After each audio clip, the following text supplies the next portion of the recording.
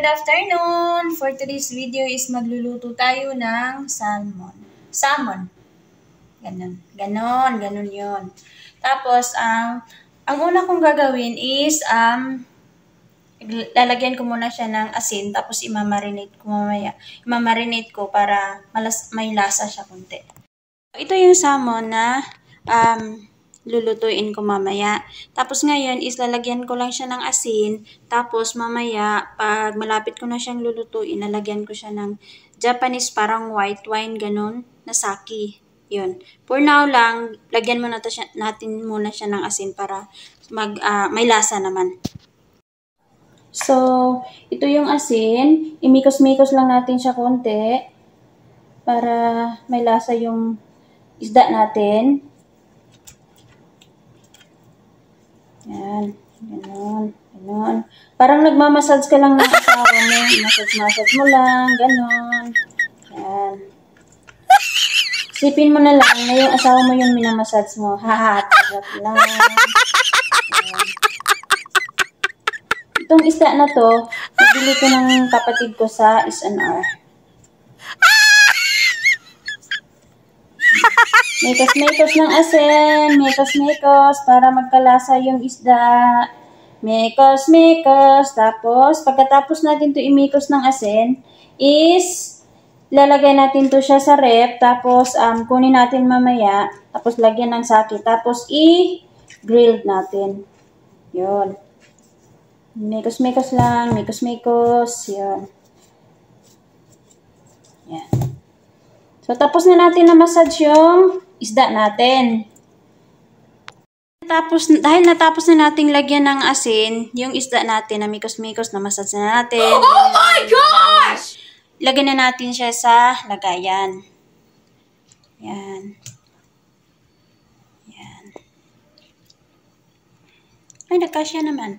Tapos, i-marinate natin siya ng 3 linggo. Ay, ang tagal. Yun naman. Mga 24 hours. Hindi din. Siguro, i-marinate natin siya ng, 5 hours lang. Hindi naman siya mapano kasi nasa ref naman siya. Hindi naman siya mainitan.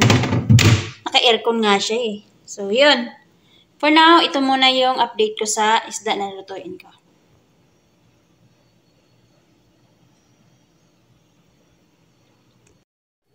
So, ito na yung isda natin guys na minarinate natin. Nilabas ko sa ref para sa room temperature para pag grill ko mamaya hindi siya masyadong malamig. Tapos, nilagyan ko siya ng sake. Ito yun.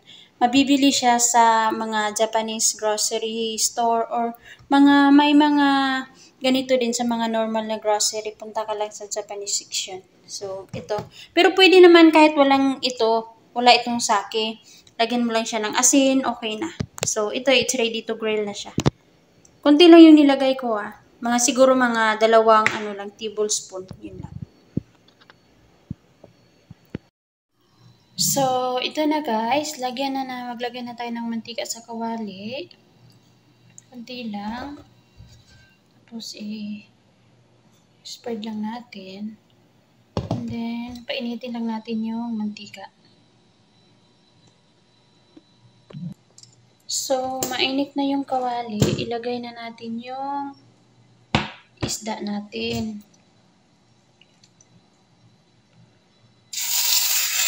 Yan.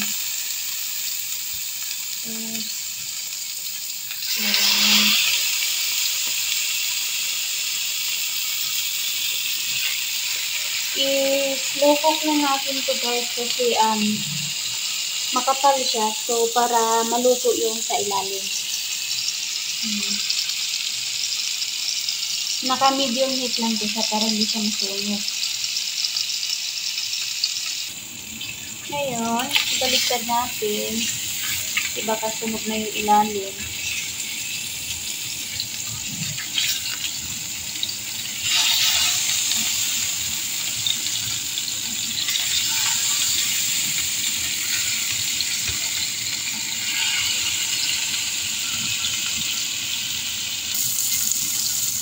So, ito na yung look ng ating isda ngayon. So, malapit na siyang maluto. So, ito na yung luto nating salmon. So, yan yung magiging look niya.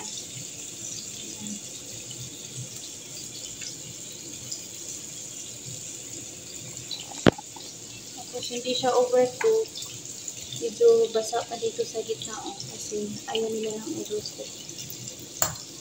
So, yun yung ating grilled salmon. Hanggang doon na lang yung vlog ko, guys. Tapusin ko na to kasi magluluto na ako continue. So, yun na lang yung ipapakita ko sa inyo yung finished product ng ating nilaban.